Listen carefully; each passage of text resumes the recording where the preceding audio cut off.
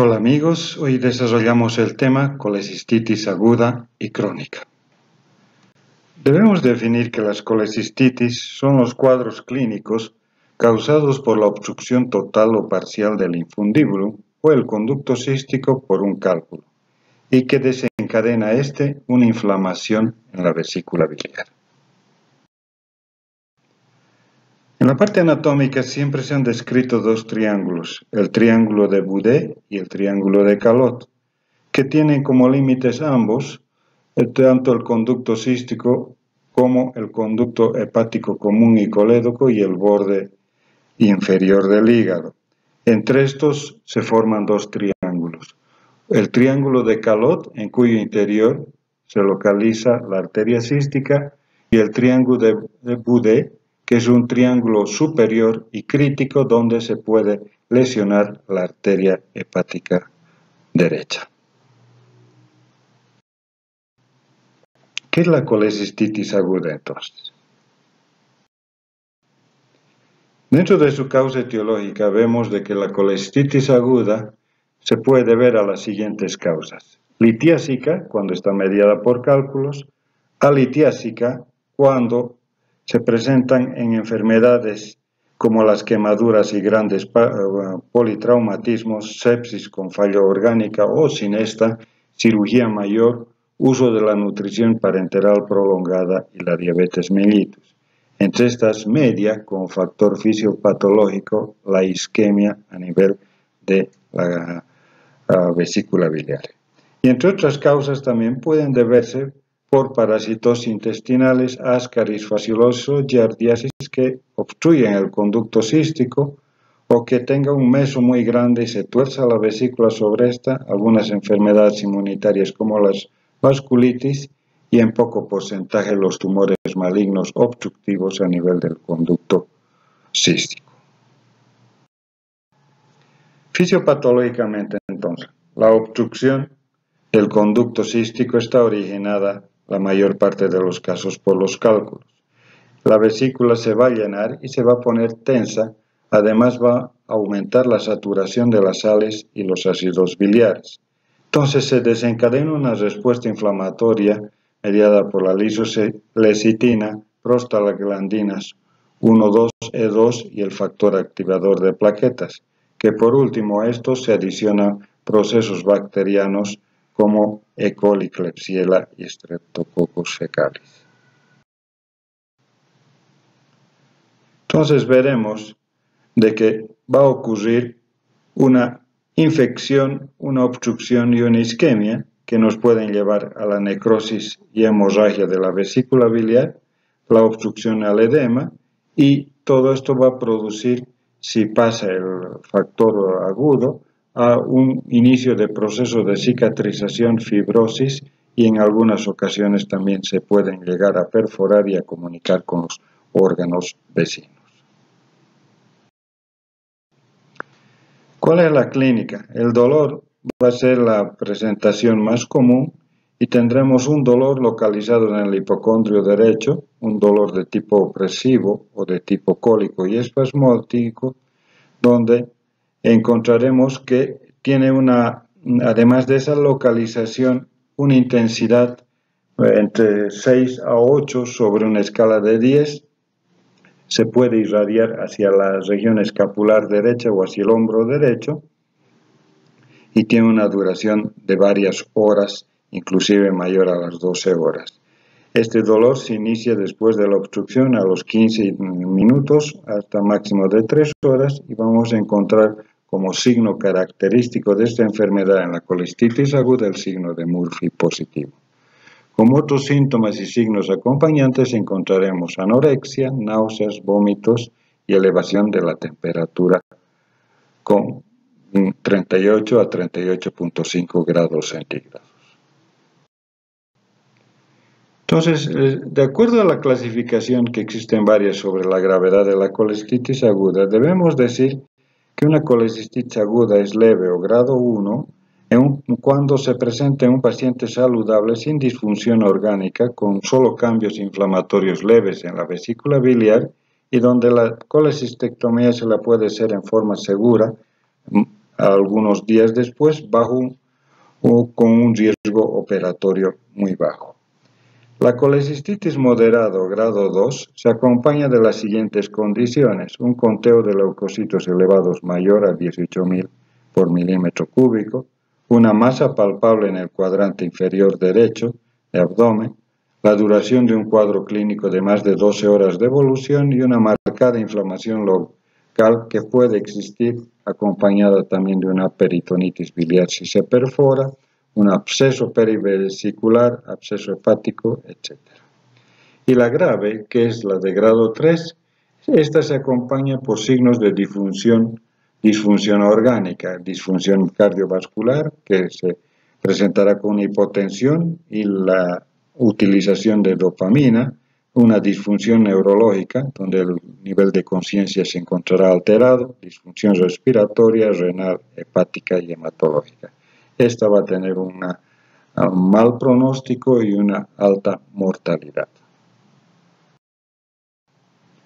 La exploración física se puede encontrar en el paciente una fascia dolorosa. En un 10% de los pacientes presentarán ictericia en las escleras. En el punto cístico encontraremos el signo de Murphy positivo y en un tercio de los pacientes una vesícula palpable. ¿Qué exámenes de laboratorio se pedirán? Un hemograma con leucocitosis que nos demostrará que fluctúa entre los 12.000 a 15.000 y si es leve y si es mayor a los 15.000 debemos sospechar y alguna de sus complicaciones como son la perforación, la gangrena o el empiema. Las bilirrubinas totales pueden estar elevadas, mayores de 3 ya se presentarán con una ictericia ya no en escleras sino en la piel y por lo tanto deberemos sospechar que al cuadro de colecistitis aguda probablemente se adicione una coledocolitiasis. Y generalmente las pruebas de función hepática son normales o ligeramente elevadas. ¿Cómo se llega al diagnóstico de colecistitis aguda? No es solo un diagnóstico clínico, sino también un diagnóstico ecográfico, que es el estudio de mayor relevancia en esta patología. La ecografía, les decía que tiene una sensibilidad del 94% y una especificidad mayor al 80%. Los datos que obtendremos para una colecistitis aguda, los datos ecográficos serán un cálculo impactado en el infundibulum o en el conducto cístico, una vesícula distendida, engrosamiento de la pared mayor a 4 milímetros con el signo de doble pared, líquido perivesicular y otro signo también que es el signo de Murphy ecográfico, que es la colocación del transductor sobre el punto cístico y que desencadena dolor. La radiografía solo permite observar cálculos si estos son radioopacos en un 10% menos y la tomografía se utiliza con muy poca frecuencia solo con fines para documentar complicaciones de abscesos en la periferia o en la vecindad de una vesícula complicada con perforación de otros. Estamos viendo una imagen ecográfica de una vesícula distendida con un cálculo impactado, las paredes engrosadas. Aquí estamos viendo la presencia del líquido perivesicular.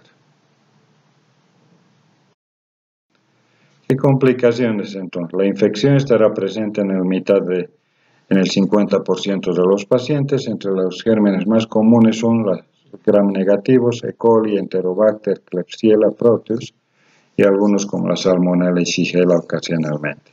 La gangrena la veremos hasta un 30% principalmente no solo en pacientes de la tercera edad, sino que también en aquellos que cursan con otra comorbilidad como es la diabetes mellitus. Y la perforación también se observará ya en una menor proporción en ancianos diabéticos y aquellos que cursan con empiema y que por último dan como resultado una peritonitis localizada o generalizada. Y también tendremos los llamados abscesos y fístulas colecistoentéricas.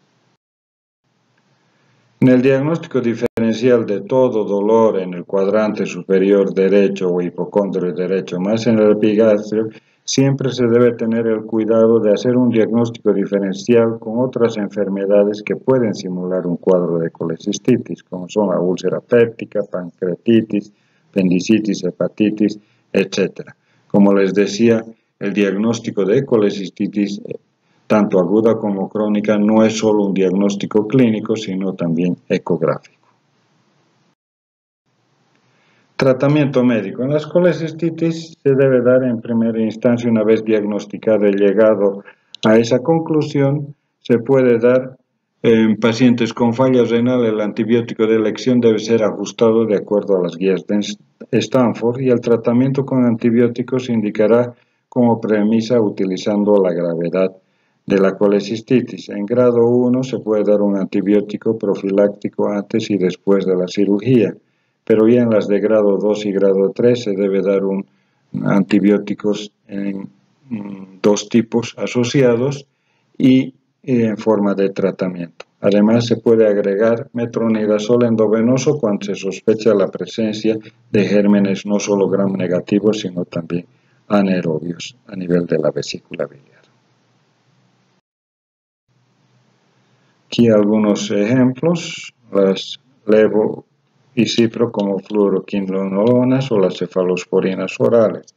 En las de grado 3 ya de penicilinas de más amplio espectro y cefalosporinas de segunda generación, y en las de grado 3 cefalosporinas de tercera y cuarta generación, más la adición de monobactámicos o metronidazol. ¿Cuál es el tratamiento quirúrgico propuesto para la colecistitis aguda? Siempre va a ser la colecistectomía, existiendo dos formas. En la primera intención es la laparoscópica y después la cirugía convencional o abierta. Se considera que esta es temprana cuando se realiza dentro de los 7 días del ataque inicial, y tardía se los realiza 2 a 3 meses después del ataque, siempre y cuando la colecistitis aguda no esté con complicaciones, donde la cirugía deberá ser temprana, o sea, menor a los 72 horas.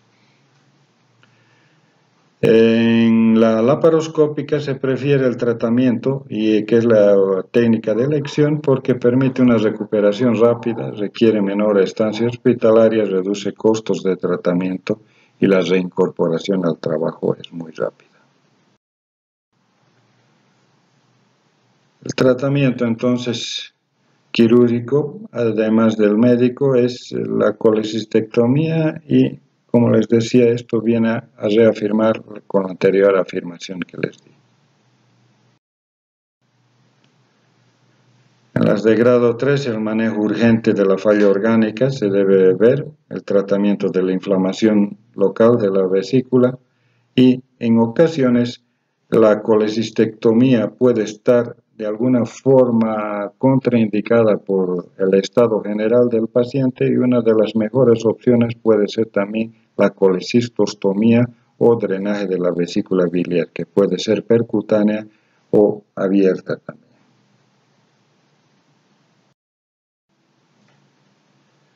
¿Qué complicaciones nos trae la colecistectomía laparoscópica como la abierta? Son la principal y la más temible, que es la lesión del conducto biliar. Se pueden también lesionar los intestinos delgados, lesión hepática, infecciones ilio, hemorragia intraperitoneal, atelectasia y por último llegar a la trombosis de las venas profundas. Colecistitis crónica. Vemos una imagen de un hidrops vesicular. La colecistitis crónica se debe a cuadros clínicos de colecistitis repetitivos por obstrucción parcial del cístico y que llevan una inflamación e irritación prolongada de la vesícula biliar. La lesión se caracteriza por un infiltrado leve de células inflamatorias crónicas a progresar hasta extensas fibrosis de la vesícula con reducción de su tamaño. La calcificación extensa de la vesícula biliar siempre estará producida por fibrosis, se la denomina también vesícula de porcelana. Etiología. En la mayoría de los pacientes la causa es la litiasis biliar, y los dos factores que determinan principalmente la progresión de la enfermedad son el grado de obstrucción y la duración de esta. Si la obstrucción, como siempre, es parcial en las crónicas y de corta duración, solo se experimentará el llamado cólico biliar. En cambio, si la obstrucción, que es incompleta, se torna duradera, se produce un aumento de la presión intravesicular, asociada a la irritación de la mucosa, activación de la respuesta inflamatoria aguda y la disminución del flujo vesicular de la pared secundaria a la distensión. Solo la mitad de los pacientes presentará una sobreinfección de la bilis, por lo que se cree que esta tiene un papel secundario en esta patología. ¿Qué factores de riesgo vamos a encontrar? Los de edad, el sexo femenino, obesidad, nutrición parenteral, etc. Y los factores protectores que se ha visto que podrían ayudar en algo a evitar la presentación de esta enfermedad es el consumo de ácido ascórbico, un poco de café, proteínas vegetales y las grasas poliinsaturadas y monoinsaturadas. ¿Qué manifestaciones clínicas? Suele ser asintomático durante largos periodos y luego presentar dolor abdominal moderado y de inicio subagudo que se localizan en el hipocondrio derecho. Tienen una duración mayor de 5 horas y normalmente están irradiados hacia la espalda. Se pueden acompañar de náuseas y vómitos y fluctuará las alzas térmicas hasta los 37.5 grados centígrados. Luego pasan estos dolores, viene un periodo de remisión hasta manifestarse nuevamente en otro periodo donde el consumo de comida muy grasosa va a desencadenar otro cuadro de colecistitis. Entonces, en la exploración física encontraremos un área de hipersensibilidad en el hipocondrio derecho y la palpación manual durante la inspiración profunda a ese nivel producirá dolor y resistencia muscular. Los pacientes ancianos, sobre todo si son diabéticos, pueden no presentar dolor en este nivel. ¿Qué signos ecográficos encontraremos? Vesícula pequeña o contraída. Si es muy pequeña, se la denomina vesícula escleroatrófica. Engrosamiento de pared un poco mayor a los 3 milímetros, múltiples cálculos adheridos a la pared y cerca del conducto cístico y ausencia del signo de doble pared. Como ven, las imágenes, el ultrasonido es la prueba no invasiva de primera elección en el diagnóstico de colecistitis, sea aguda o crónica. Y el tratamiento va a ser siempre habitual, va a ser siempre la cirugía, imponiéndose también aquí la cirugía laparoscópica. Algunas imágenes de la cirugía laparoscópica, de cómo se localiza el conducto cístico y el triángulo de calor, cómo se disecciona, y algunas otras imágenes de colecistectomías abiertas con la técnica y con la técnica retrógrada.